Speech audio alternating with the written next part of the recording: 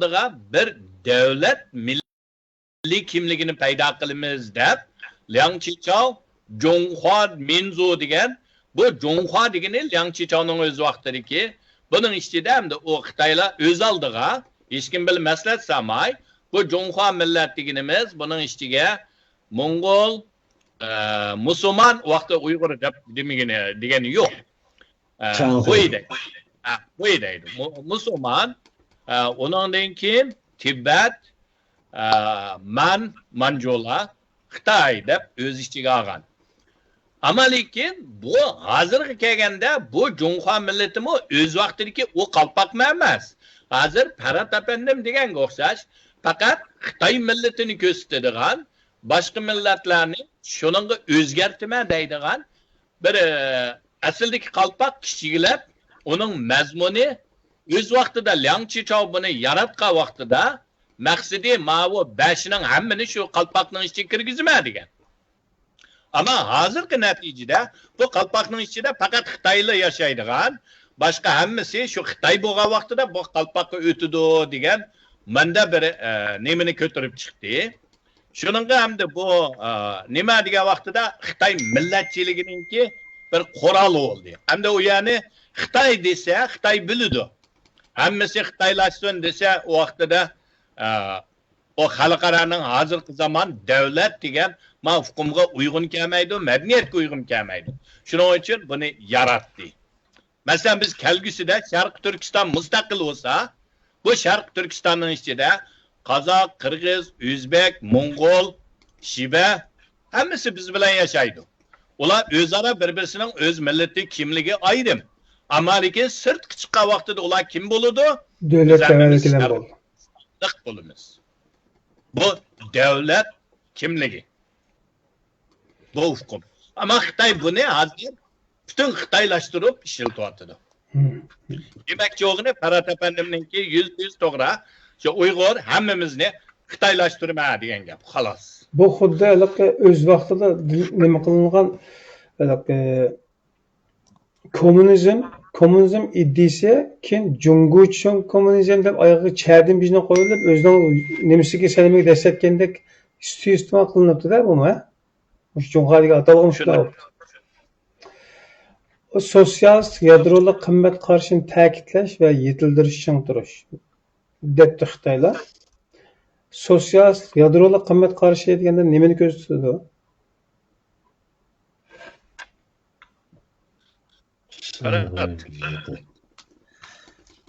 Bu Xitoylar o'zim tushunib bilmaydigan bir gap aslida.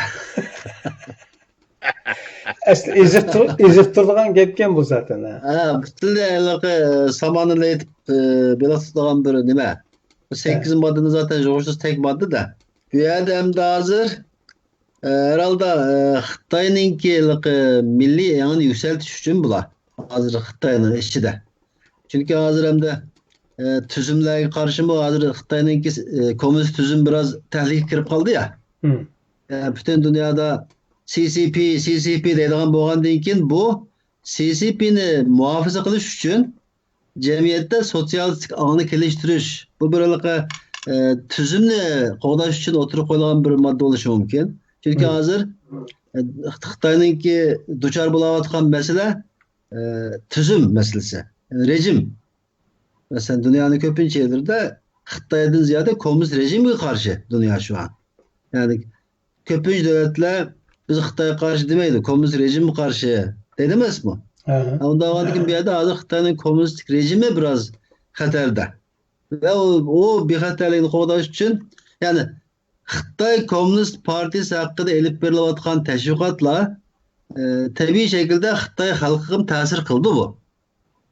Yani Xitoyning normal xalqi ma'lamagandan keyin bu bizning bu tuzumda bir xato o'xshaydi, bu Komünist Partiya haqiqatan bizni bundan vayron qilayotgan o'xshaydigan ko'z qarash yeyilishi mumkin.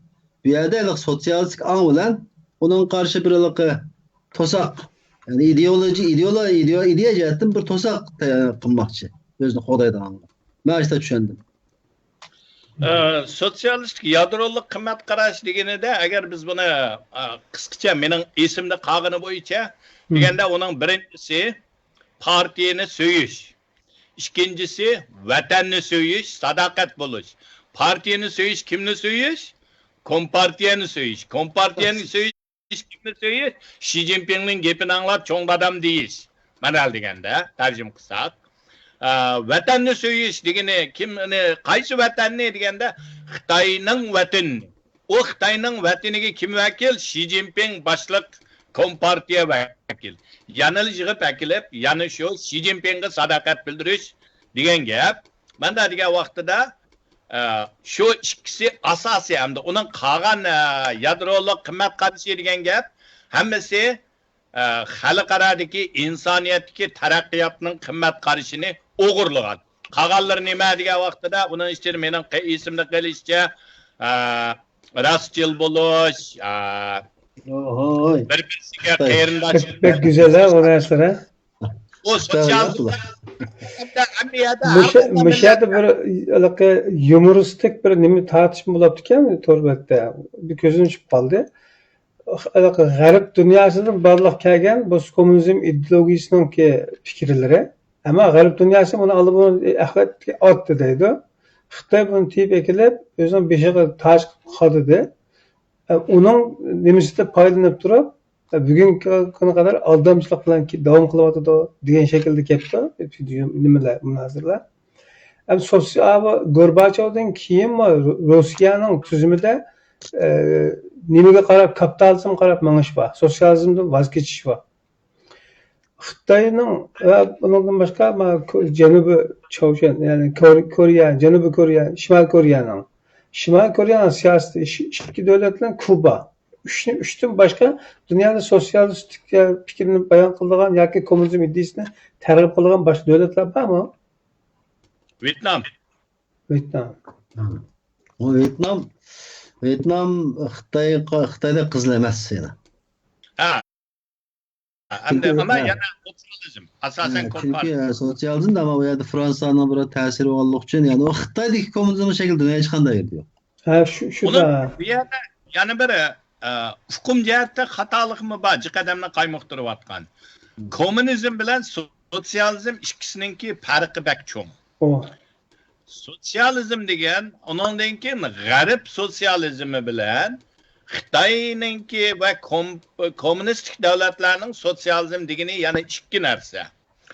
G'arb dunyosida masalan Yevropada hozir bo'libmi o'tir Yevropa, Shvetsariya qatorliqlarda yerim sotsializm deydi. Bu yerim sotsializm degani nima deganda namratlarga yo'lash, kasal bo'lib qolsa davomli ularni davolash, yuqori bajilish, ammo lekin hamma odamni ko'chada qolmaydiganga kapolat berish. Buni sotsializm deydi.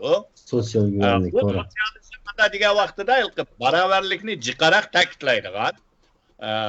Amerikada hozir masalan ba'zilar demokratlarni sotsializmchi deb oldi. U Xitoyning sotsializmi bilan o'xshamaydi.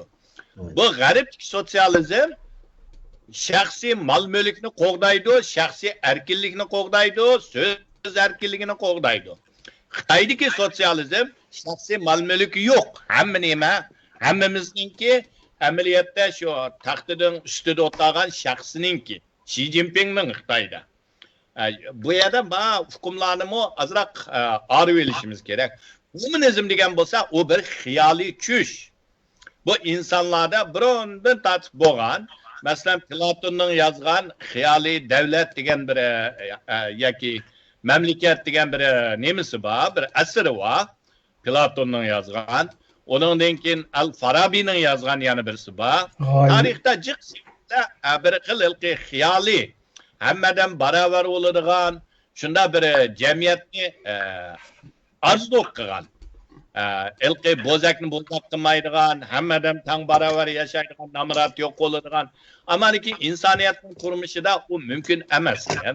Bunga u kommunizm ham bankrot bo'ldi, vayron bo'lib qolgan ideologiya. Ama g'arbning sotsializmi bilan Xitoyning sotsializmi bularni farqlantirib olishimiz kerak. Ular tufki cho'ng farq. G'arbdagi sotsializm iqtisodda kapitalizm, ammo ko'chada qolganlarga yarı yo'lak bo'lish. Sosyalizm olsun, mayli kapitalizm olsun, şu yolg'onchilik buning ichida bir modda deb belgilangan yeri yo'q a? Yolg'on.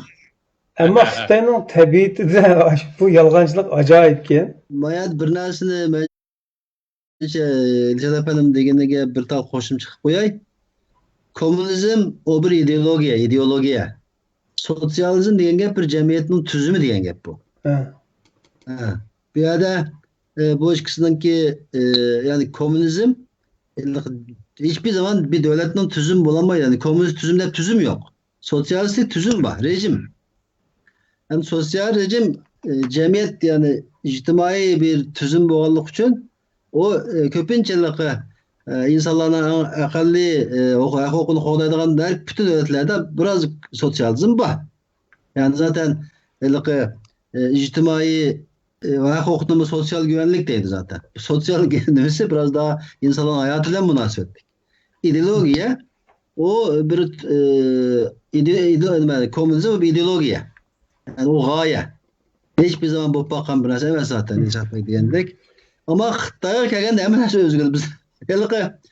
Dünyanın en yerdeki kural Xitay'a kelgende özgürdü. Bunu unutup kalmaydık. Xitoy kelgende bunu ayağı çerdim yok Xitoy işleşip girdikinde. Şu alıqı dünyanın başka yerdeki komünist ideologiya, sosyalizm diyen gap Xitay'a kelgende alakası yok. Fakat ismi kildi o. İşçi pütülle özgürdü zaten. Yani iki maddede yani şu Xitoyninki yalğançılığı var. Bunu biz düşünüyoruz. Mesela xalq turmushiga yaqindan ko'ngil bo'lib, yuqori sifatli taraqqiyotni ilgari surish. Buningda ching turish debdi. Yana birisida Şinjan xizmetida partiyaning rahbarligini kuchaytirish ching turish. Bu ikkilisida inchikilashning hojati yo'qkin, agar xulosalab bu 8 türlük narsa ching turish deyilsa, kelgusida Xitoy vatanimizda nima qilmoqchi degan bir savolga yig'inchoqlab bergan bo'lsak, shunday bo'lsa xalqimizga. Dilshod Hasan efendim. Buldu. Abi ameliyatta başta Ferhat efendim nayti yaxshi buni bir yakunladi. Bu yig'in 2010 başlagan bo'lsa, ikkinchisini qaysi yil ochdi Ferhat? 16'lar. 2016'da şu. 16'dan bo'lsa, Xi Jinping işte ben ağırdılam nemi geldi.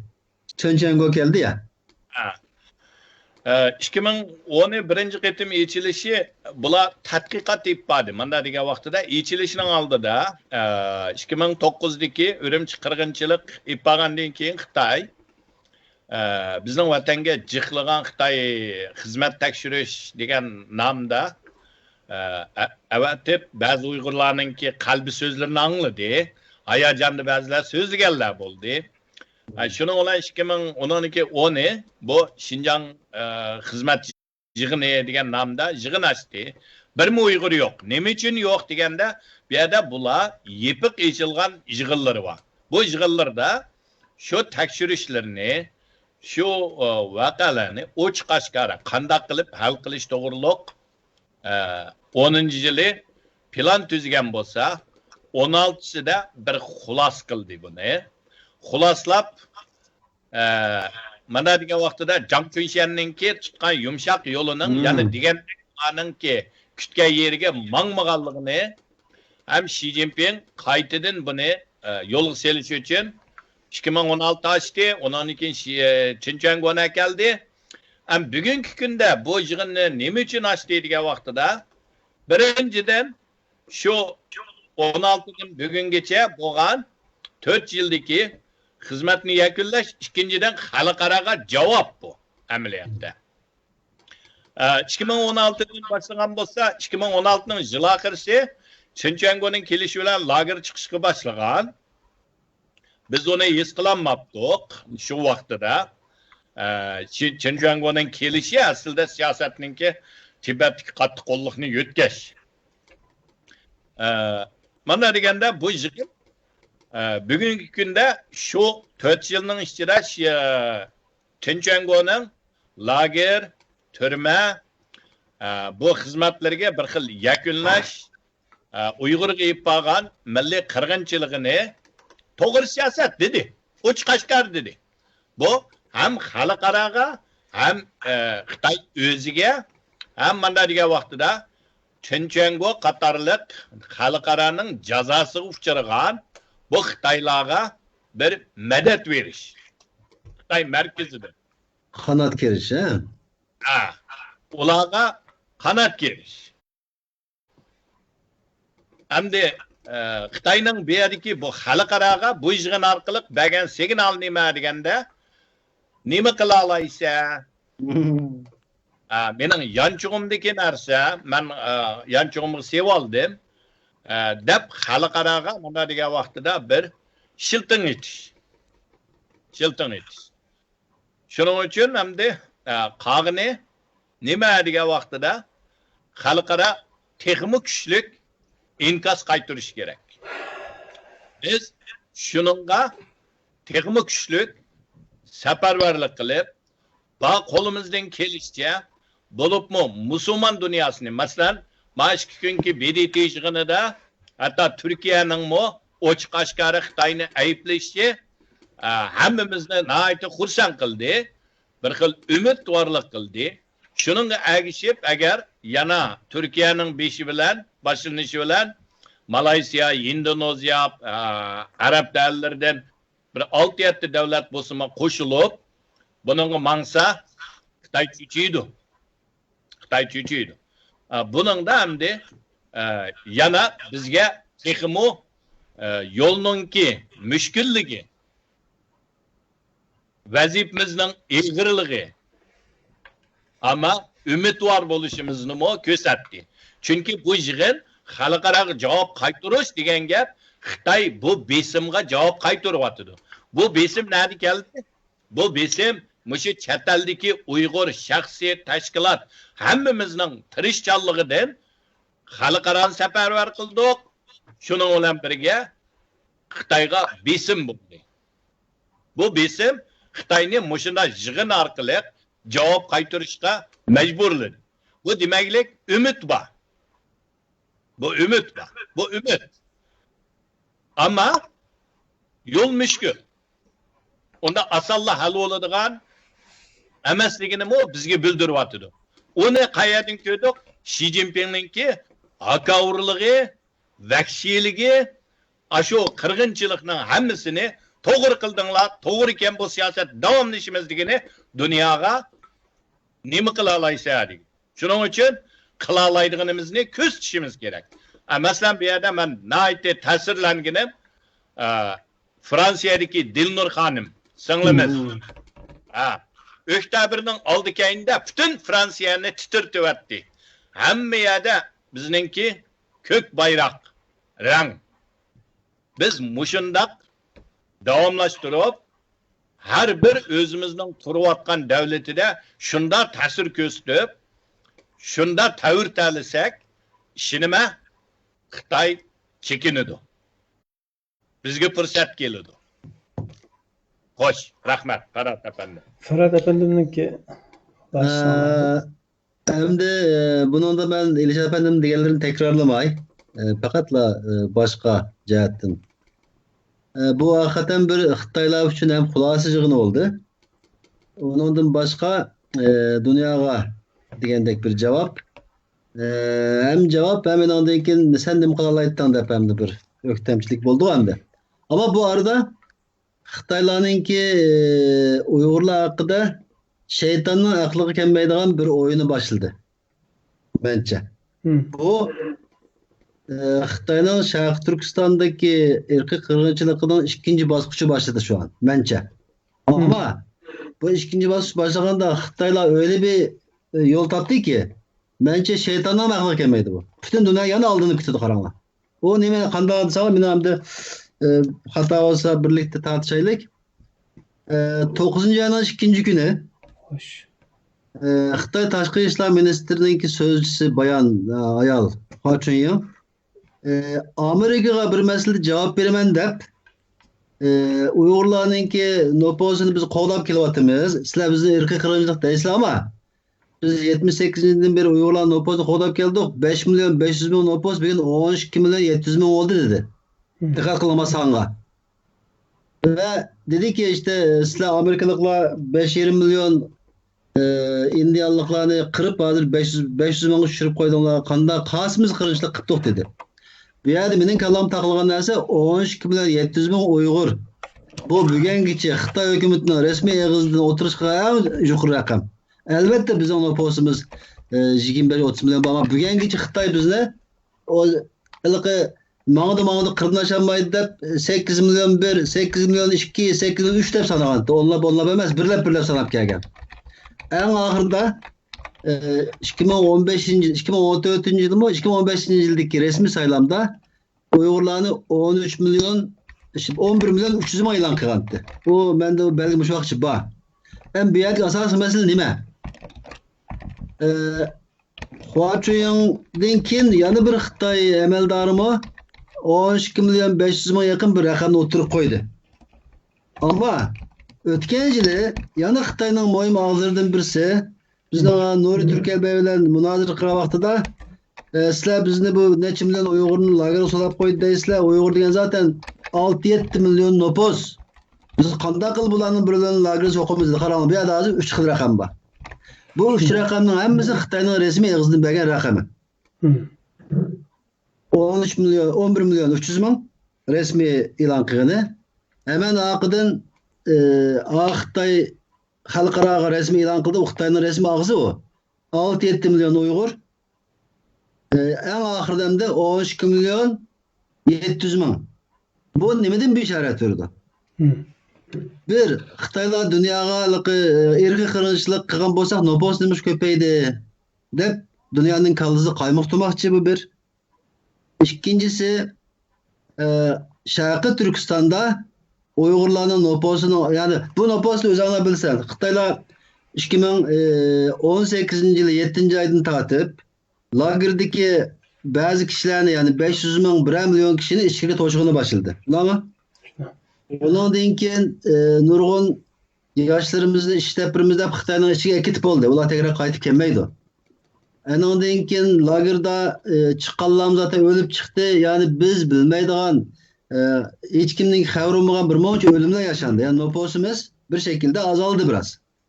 Ama Xitay bütün bularni bilib turib nemişqa 12 milyon 700 ming dedi. Yani bizdeki nüfusumuzning 10 milyonu ichib ketishi zaten Xitayning ishi to'g'ri kelmaydi. Bu yerda mening korkum şu. Xitay bundan keyin biz nüfusumuzni biraz yuqori ko'rsatishi mumkin. Lagerdagilarni qo'yib bermaydi. İş şirketlerine qaytib kelmaydi. Ama nüfusumuz köpeyishi mumkin. Qanday köpeyishi mumkin? Diqqat qilsanglar 1 yil 2 yildan beri Ürümçi koçullarda hem yerde Uygur Nakşoğu'dan Xitaylarni görüyorlar. Uygur soyundan Xitaylarni görüyorlar. Yani Xitay bunun uzun müddetli beri terakki qilib geldi. Hem de hazır ismi var, cismi yok Uygur nüfusu qete oldu bunun içine. Qetip o ölgenlerinin ornunu mu Xitay nüfusunu doldurdu. Bu Xitaylar zaten devletninki menfaat için tayyor. Nüfus kütüğü berip ben Uygur deyişkenimiz tayyor bular. Çünkü tarihten bir bombagan narsa emas. Bu şekilde Xitay bir taş bilen 3 tane kuşunu vurdu. Dünyanı aldaydı. Sizler Uygurların kırgınçılık kıldı diyen tala kadar kırgınçılık kılmıyor. Çünkü tünü günden beri nüfus, yanında nüfus sanaydan bir neme oturup çıktı. Xitaylar nüfus sanayi yapıldı. Bu nüfusu kadar bazı sanaydı. Çünkü bütün dünyada biz Xitaylarını genosid kılvatsa davatımız emez mi? Kırgınçılık degenden ki reddiye verişinin usulü neyme? Ondan nüfusu sanap bak. 2011'deki nüfus 11 milyon temel hazır 13 milyon 700 oldu. Ertesi nüfus sanı 13 milyon hatta 15 milyon çıkışı mümkün. Ama nüfus bu fırsatla Xitay demiş kıldı. Bugün tayarlap gelgen Xitaylarını Uygur nüfus kılıp köz tutup çünkü bunlar Uygurcu bildi. Lazım basman nigidan ankıpas Uygurcu soynap durdu. Nakşı okup durdu. Onun diyanasını tekşirden bir seviye kep boğucu. Bizim nüfusumuzni cık kösetken bulup hem dünyanı aldaydı hem bizninki haqiqiy şekilde işçimizi kirelip bizni çürtü demdi. Çünkü bu sahte Uygur nüfusu bundan keyin xalqarada qanday faaliyetlerde Uygurlarni temsil qilib bular bardi. İlgirisine qilib bo'ldi uni. Avstriyada ko'rdinglarmi? Avustralya'daki bazı faaliyetlerde. Yani bence Xitay şeytandan mı aklı kelmeydigan bir oyunu taptı. Mana emsi sen bizim genosid dağıtan mana biz ırkı kırgınçılık degan nimeге qilmadik. Nopos qarab bak. 78 yılı 5 milyon 500 bin tamam hazır biz sen bizni tillagan sırı bularning nopos ko'payayotidu. Çünkü Xitay endi bizni noposini ko'p ko'rsatishdan qo'rqmaydi. Çünkü onun ichiga bizningki qirib tugatgan, lagerda churitib etgan, turumlarga tashlab etgan, ishkiriga ketib qolgan Uyg'urlarning o'rniga bugungacha Xitoy bilinib kelgan, ama Uyg'urlarning ilmi tanini bilib bo'lgan. Uyg'urlarning ilmi tanini bilib bo'lgan, Uyg'urchani biladigan bu Xitoylarning noposini Uyg'ur deb sanab chiqdi. Ondan keyin oxirida bir kun nim bo'ldi desangiz, bir kuni Xitoy dunyoga deydiki, sizlar bek aralashib ketdinglar bu ishga kelib so'rab boqinglarmiz, bular mustaqil bo'lishni xohlamdi, xohlamamdi. O vaqtdan keyin hozir Uyg'ur deb nopos o'ziga Xitoyning hammasi biz Xitoydan ayrılmaymiz deb o'y tashlaydi. Masalani ko'kdan hal qilishning yo'liga kiryotdi. Mening qo'rqim bu. Yani Xitoy şu an xalqarалық besimden boşap qolgani yo'q. Xitoy boshlagan ishini bir tugit, yani daqiqa tugatmoqchi. Uyg'urlarning o'tganda bayatın Ilshat Bey'ningdagi felç simbacısı mı yok? O'rtaga yerdan qopamaydigan 15 milyon Uyg'ur o'zi nima bo'pti? Hech kimga ziyni yo'q. Bence bizning ahvolimiz mushta bir xatarga ketotamdikin deb o'ylayapman. Ilshat Hasan efendim başka izahatları olsa. Hakikaten Ferhat efendim degan meseleden yıllardan beri biz ensayotgan meselenin birisiydi bu. Terip tükteyli bunu. Bak. Bo'lmasa men yaqib bo'lgan qolsam Ferhat. Bek tushkunlik qilyapti. Ama bilasimiz olsun bu emniyet avalını ko'rganimiz yaxshi-da. Ahvol.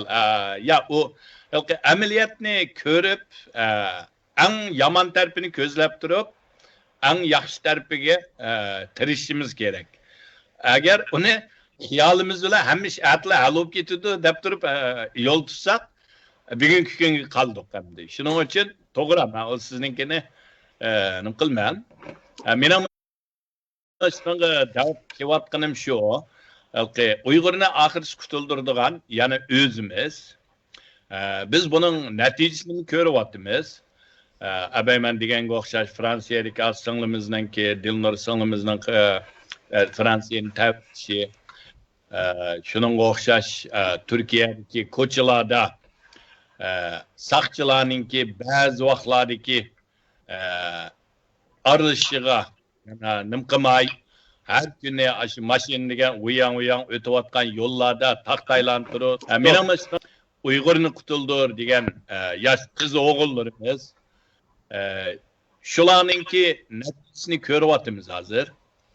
Ham uzun beri bu da'voga o'zini atab kelgan, shuningdek mengayotgan qarindoshlarningki to'xtamay qo'lidan kelishicha so'zlayotgan Dolqin Iso efendimdek ko'ryapmiz. Bularning hammasi natija bo'lyapti. Bularning hammasi shu biz her bir men Uyg'ur deganlarning tirish bilan bo'lyapti. Bu demaklik bizni qutuldirdigan, ya'ni biz o'zimiz qiyinchilikni ko'rib turib, qorong'ulikninki qanchalik uzunligini mo'lcharlab turib, uni qanday qilib qisqartirishga tirishsak, menimcha bizda qutulish yo'li ham kelyapti. Xatar bilan har qanday vaqtida eng xatarli vaqt ham eng umidli vaqt. Bu tabiiy. Ma tarpiga mangsa yo'qib ketimiz, ma tarpiga mangsa qutulish yo'li bo'ladi. Shuningga o'xshash hozirmi biz ya yo'qolish, ya qutulish shu do'qmish keldik. Xitoy hokimiyatimi mangulik hokimiyat yo'q bu dunyoda. Ne imperiyalarni gumron qilgan tarix davr Xitoynimi o'xshash gumron qiladi, gumron bo'ladi. Ama şu gumron bo'g'icha biz tirishchanligimizda to'xtamay, davomli qilib har bir xatarlarni Men rast geldim desem men Parat efendimden hazır degenini men oylamaptım menki. Muşunda xatarlarni ko'zimizda tutishimiz kerak. Shuningga o'xshamagan fikrlarni anglash kerak. Bilishimiz kerak, shu xatarlarni ko'zlashimiz kerak. Masalan, o Parat efendimning deganigamda misol keltirsak, burun namida musulmon bo'ldi yoki uyg'ur to'ygan xitoylarimiz uyg'ur degan nopusga kirib ketdi ular. Ammo oila turmushlari ba'zilarining ko'pinchasidan xitoycha yashaydi ular. Shuningga o'xshash boshqa kirib olib, atugin men uyg'ur deb uyg'urning nomida ammo xitoyning manfaati uchun ish qiladigan bundaqlar jiqiydi.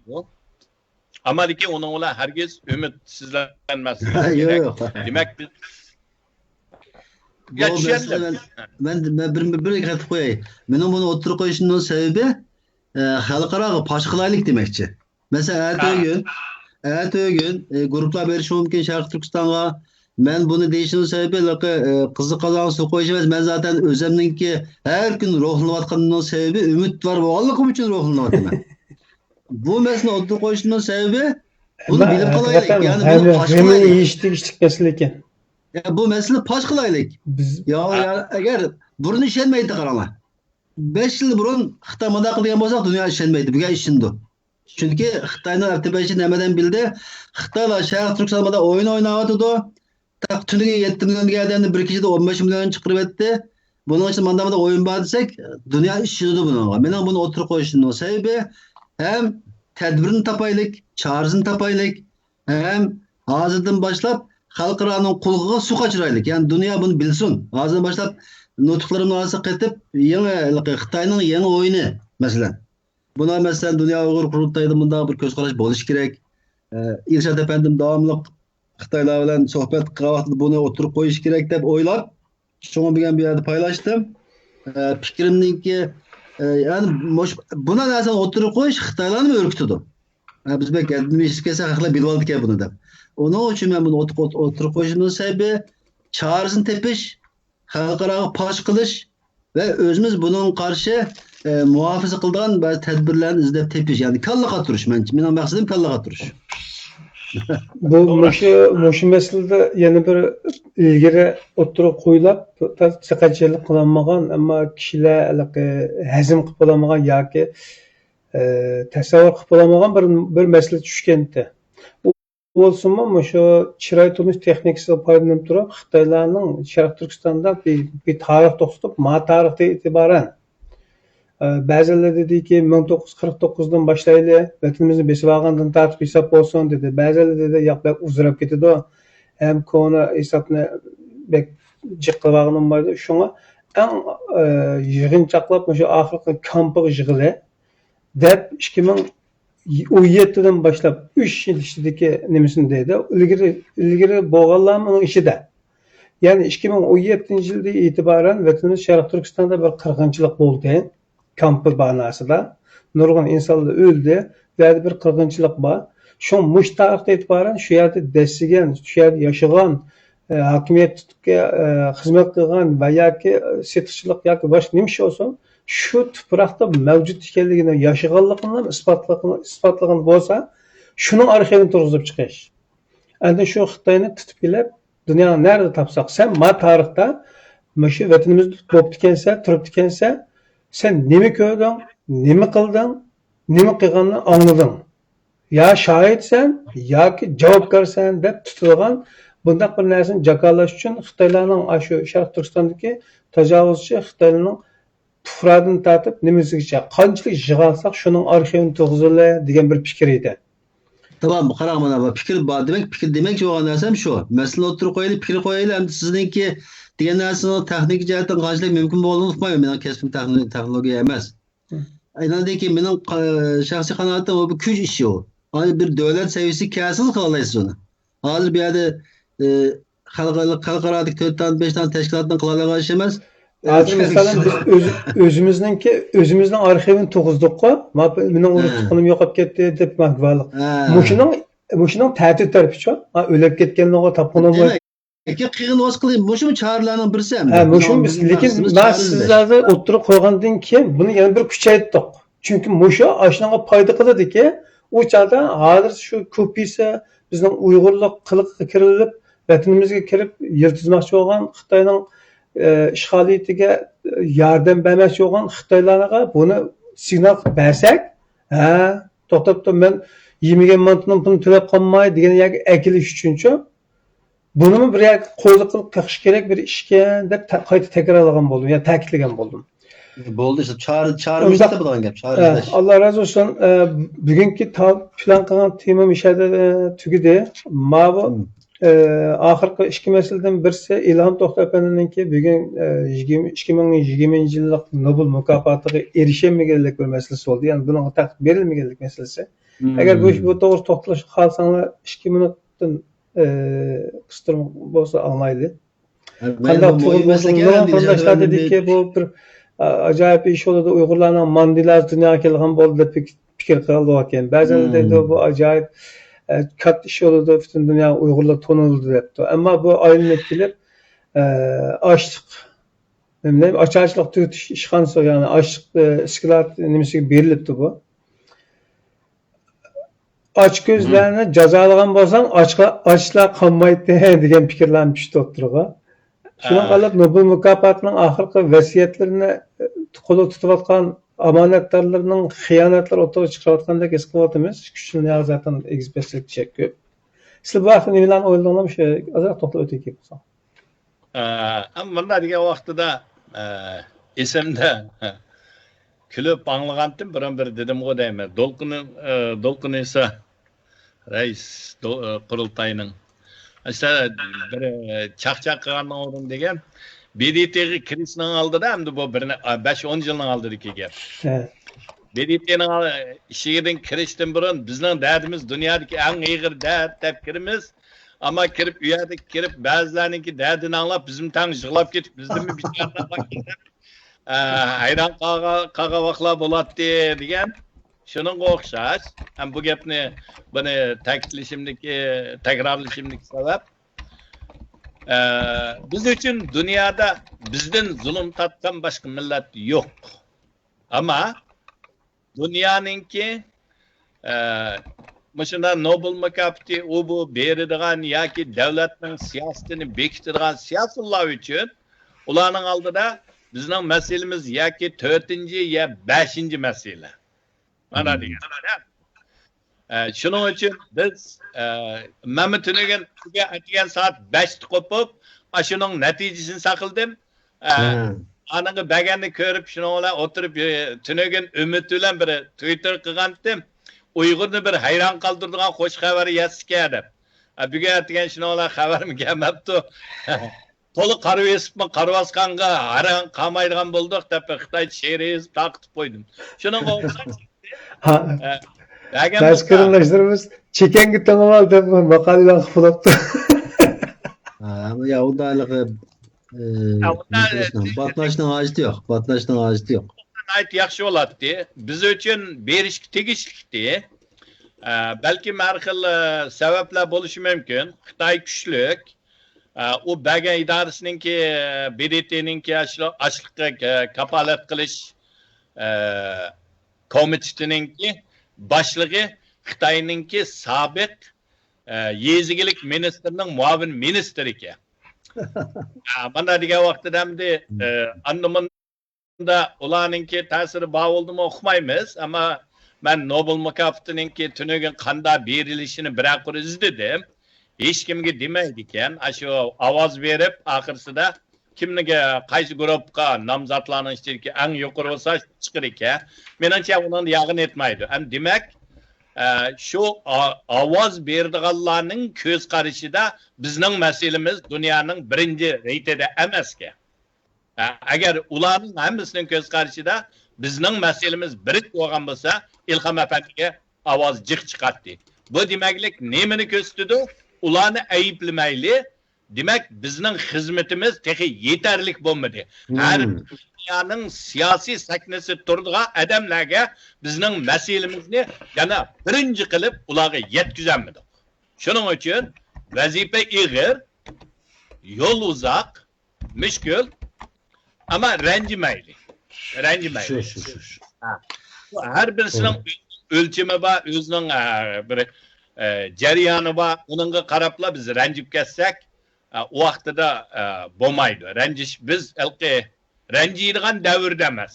Agar vatanimiz bo'lgan bo'lsa, chekanga tengib ala bizang deb aqqa qarmay ketaverdik, ammo biz hozir ularga muhtoj. Ularga anglitishimiz kerak, ularni qoyil qilishimiz kerak. Rahmat. Tugidi. Ferhat efendim qo'shimcha. Bu masalada endi oldidan yallı uftuq qozondiq deb qarayman, chunki 5 ta nomzodning birisi olishmi bugungacha kelgan eng yuqori seviyamiz. Demak biz endi bu ishni davom qildirsak, bu kelar yili xudoyim birisi bo'lib qolar. Bizning Uyg'urlarningki xalqaroliq nazokatni o'rganishimiz kerak. Biz nihoyatda ishtiqlab batnab qolgan bir xuyimiz bor. Masalan, 2 tane raqib deylik, 3 tane raqib. Qattiq kurash qilib, eng oxirida madaliyat bo'lgandan ikkinchi, uchinchi o'g'illar birinchi o'g'ilni tabriklaydi. Voy, tabriklaymas, aqldan da. Ya'ni ish bu. Menga beğenmegendikin deb buni birden ichida batnab, tilligini qolmasak, ertaga qanday qaraymiz xalqning yuziga?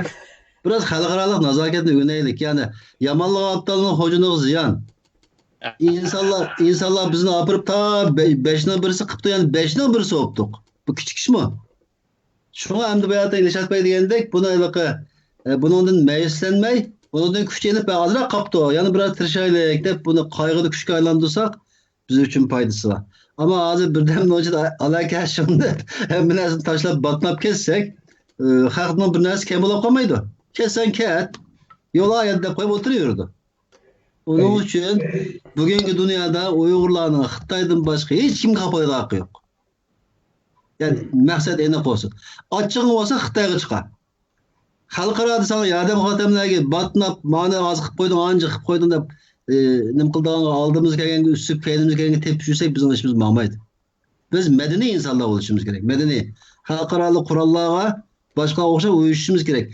2 tane köreşçi, çelişçiler birbirini öldürmek vurup olup enandaki tüyep oğandaki birinci oğanını verip kolunu tutup sen birinci oldun dedi aç var o. Halkaralı sorun bu. Musabıkı bu. Eğilim ben cinayet yaxşı uftuk kazandık. 5'nin birisi diyen gep çoğun bir manası var bunun ki. Rahmet. Bek nim oldu, çoğun netice oldu diyen bir nersinden dikkat çekin. Eğer bu mükafat erişse oturup çıkıdığın paydı ne mi? Yani ilan toxtab bendimin nim paydası var milletke. Onu şart göreylik. He? Onu şart göreylik. Efendimge bagan mukofot bo'pli qolmaydi, Uyg'ur millatiga. Shunda. Ammo namda İlham efendimning nomi bilan Uyg'ur millatiga berilgan bo'ladi. Shu aktivite Uyg'urni tonigan, Uyg'urning zulmi birinchi o'ringa o'tganliginingki ifodasi. Mana javob Ötken neçe yıldan aldı da mı? Luşa bu mu? Xitayga badi bir kıtım. Edebiyat mükafatı badi. Edebiyatçı. O umuş çağda turmu deydi. Xitayning turmusu da. Hayret bu keyinki fursatlarimizda fursat chiqib qolsa yana jiddiyatga qarab turib ayrim to'xtalamiz inshaalloh. Undaqda bugungi tema kadar bo'lsin. Bugünkü söhbət programımız 1 saatda kontrol qilish shartiga asosan teleskop bir şey kadar yıqqan bo'ldi. Bizning qoida qurollarimiz bo'libdi. Ishimizni qo'ygan ekan hada qildik. Ders ko'p rahmat ishlarga. Aldığımızki cuma günü inşallah tekrar görüşümüz ve şu gündeki muhim deb qaralgan programlar, temalardan yana to'xtalib turib analiz qilib boramiz. Allah'a emanet olunlar. İnşallah sizlerle. Görüşeceğim bolanglar. Muhterem qarindoshlar, bugün program bu kadar bo'ldi. Ko'ngil oldik. Her cuma günü akşamı Amsterdam vaqti 8:20, İstanbul vaqti 9:20'dan başlap programma davom qiladi inşallah. Şu her hafta ichida yuz bergan voqea hodisalarning ichidagi diqqat jalb qilgan xalqimizga mushu haqda bir narsa sunsak bo'ldi ekan deb qaralgan qimmatlik mazmunlarni diqqatingizga sunishga tirishamiz inshaalloh. Agar sizlar o'ylagan bu araliqda fikr yoki taklif tavsiya qilgan temalar yoki bilishni xohlaydigan mazmunlar bo'lsa, buni bizga o'zimizning aloqa adreslari yoki ijtimoiy uchur vositalari orqali bildirsanglar va yoki e'lon qilingan programlarning ilan nimasiga inkas shaklida qoldirsa anlama inshaalloh buniki qimmatini qilamiz. Undaqda omon bo'linglar aziz qarindoshlar. Sizlarni Janob Alloh topshirlar. Assalomu alaykum va rahmatullohi va barakatuh.